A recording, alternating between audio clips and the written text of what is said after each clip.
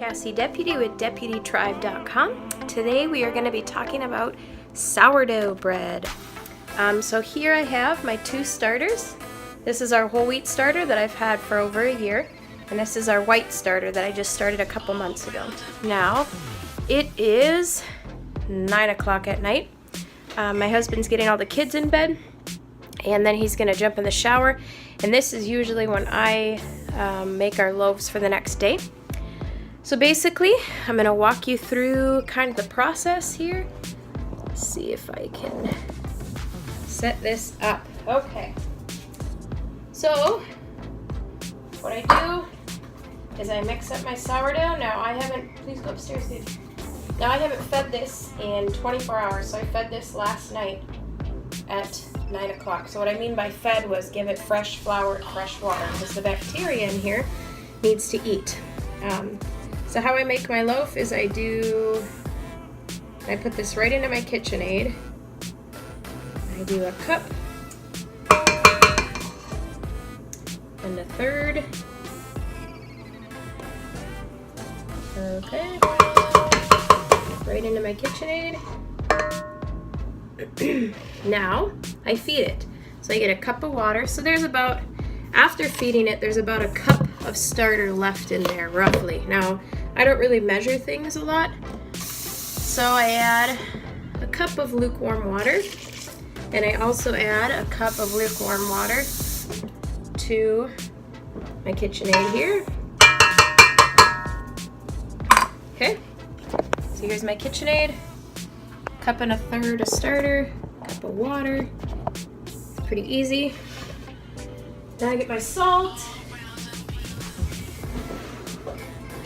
And I add a little less than a tablespoon of salt to the loaf that I'm making for tomorrow. So a little less than a tablespoon. And then I get my fresh ground organic whole wheat flour. And I need my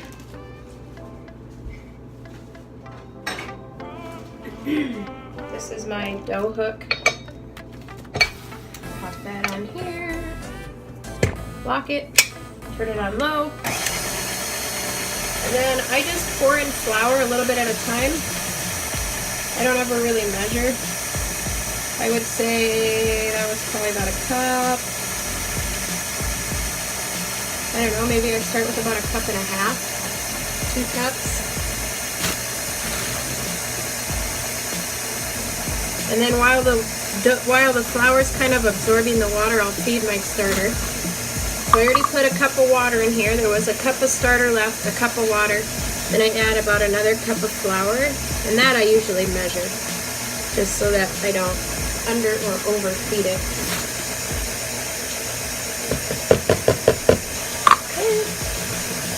Now with the spatula, I mix my starter up.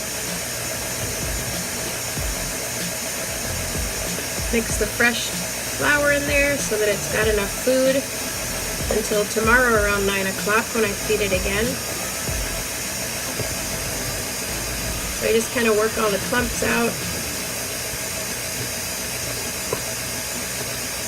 Now if you'll notice, my sourdough starter has all this built up, dried up flour and dough and stuff. I don't really worry about that. Every once in a blue moon I'll switch my starter to a new container and clean it out, but otherwise it just sits up on my fridge. Now you'll see this, see if I can get it to, is not quite sticky enough. Let's get all the flour around the edges here. So that's not quite thick enough. So I'm just going to add a little bit more flour so that you want it a little bit doughier than that, but you don't want it too doughy, because a good sourdough base to the bread should be a little bit sticky, because it allows it to really grow more. Okay, so I added a little bit more flour. And this is why I never measure anything, because you can kind of get a good idea once you've been doing it a while. Okay, so if you see here, it's getting there. It's a little bit more sticky. So I might actually just let this, well, maybe I'll add a little bit more flour. And I'm only adding like a little bit at a time. We'll add just a little bit more. See, I didn't even put all that in there. You really want to be careful not to over flour your sourdough. There. Now if you'll notice that it's kind of clumping together now, make sure that's locked. There we go, that's perfect. See that? It's sticking together as a dough, but it's still sticking to the sides and to the bottom, so that's good. So now I fed my starter. So now what I do, where did my towel go? Did it fall? Huh. Maybe I had, oh, here it is. I left it on my fridge. So then I just cover it up. Sometimes I'll rubber band it. So here I covered it up. Sometimes I'll put a rubber band around it. But then it just sits up here in a relatively warm spot for 24 hours. So now this will knead until, and if you see how sticky it is, that's okay still. Because as it's kneading, you want it to be a little bit sticky, and as it's kneading, the flour will absorb more of the moisture and it will come together more, but you don't want to over flour it or it'll be tough and it won't rise and it won't be bubbly and moist. So what I do now is I let this knead for about, I would say it probably goes for about 20 minutes until it passes what's called the window pane test. And what that means is you can take a relatively large chunk of the dough and you can spread it between, your two hands, and it will stretch pretty far without breaking. They call it a window pane test because it'll stretch thin enough where you can see light through it but won't break. And it takes quite a while. It takes, 20 minutes in that machine. So while that's kneading, I will usually finish up dishes, because even though with a large family there's never ending dishes. And then I'm going to start some tea.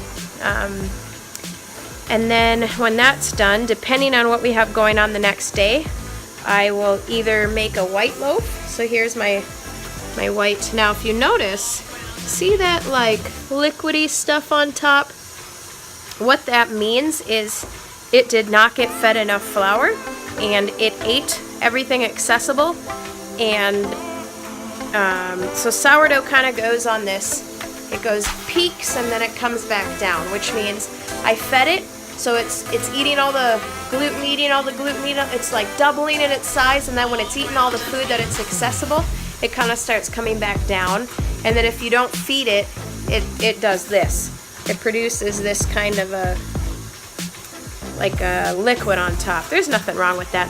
So if I'm not going to bake a white loaf of bread, which I probably am not going to, because we're not going anywhere tomorrow, and we don't eat the white bread. I have this just to share with other people. So if I'm not making a loaf of bread, I can either feed this and double its size, because you always double it. This would be 2 cups of water, or 2.5, probably 2, and 2 cups of flour, meaning I would then have about 5 cups of starter, which isn't very useful. So what I'll probably do is dump half of this into the garbage, and it seems wasteful, but you're actually using less flour and less water than to feed it. Or what you can do is you can make something quick out of it. Some people don't like wasting their starter. Doesn't bother me, because this white flour is super, super cheap, this white bread flour. So I'll probably dump half of this till I have about a cup left, and then I'll feed in an extra cup of water, extra cup of flour, and throw it back on the fridge. Or I'll throw it in the on top of the fridge. If I'm not going to be baking with this guy for, 3 days to a week, then I'll feed it and I'll just put a cover on it, a tight cover, and I'll pop it in the fridge. And then when we're gonna, like Sunday, we have an agape feast at the coffee house. So probably Friday night, I'd pull it out, feed it. Saturday night, I would start a loaf of bread to bake Sunday to bring. So the thing about sourdough is you really kind of do have to plan ahead as to when you're going to bake, unless you bake every day like I do.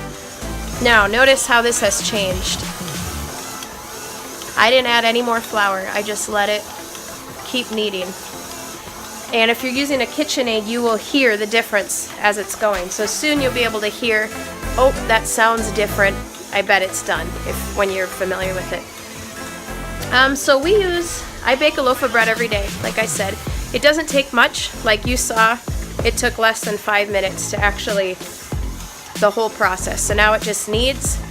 When it's done kneading, I put it in a greased bowl, cover it, and it sits like that overnight. Good morning and welcome to DeputyTribe.com. I just woke up, and so I'm going to walk you through what I do when I wake up. Okay, so if you see, this guy has gotten pretty big and puffy. If yours is not big and puffy, it's probably not ready to make bread yet. It should be pretty active starter. If that's the case, then you just simply need to feed it a bit longer before you make anything with it. So I punch it down, and then I pull it out. Now, if you need to flour, like if it's too sticky where it's sticking to everything, you can put some flour here, but basically now what you do is you're going to grab it and you're going to slide it across the counter, tucking the outside in, because you want it to be pretty nice and tight along the top. So I'm just pulling it towards me, allowing some of it to stick to the counter so that the top of it's getting this nice tight.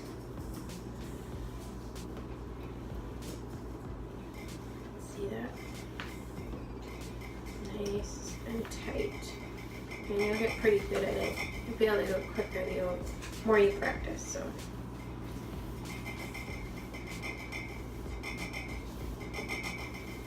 that looks pretty good. And you can also tuck in the edges like this to just make sure it's nice and tight. Okay. That looks beautiful. Cool. So, now as you've noticed, I've continued to use the same bowl for the whole process, just because I don't like doing a lot of dishes. So I line it with a towel. I take a little bit of flour and I sprinkle it on the towel so that the bread doesn't stick. Then you're going to pick this up and you're going to flip it upside down so your tight side's down. And then you just cover her up. So now what I do is I will preheat my oven to keep warm and just let it heat up to like 100 and some degrees. And then I'll let this whole bowl with the towel sit in there for, let's see, 4 hours-ish? Probably about another 4 hours, 4 to 6 hours. And then I'll show you what we do from there. I let my oven heat up to 100 and something degrees. And then I turn it off. And then I put my bread in there. I don't put it in there with the oven on. I just warm it up enough so it's warm so that the yeast gets encouraged to grow and eat, and it rises. So the kids are finishing their school right out there. So this has been sitting for a few hours and it's nice and big and puffy. So I take my baking sheet. I have my oven preheating to 415. So I lay my parchment paper out. Simply take this, turn it over, plop, take this off, slowly take this off, and you can see it's big, puffy, brown, you can smell, it smells good. Now I take my little knife and I score it. And this just gives the steam a way to escape. That makes it, look nice. This is not looking nice.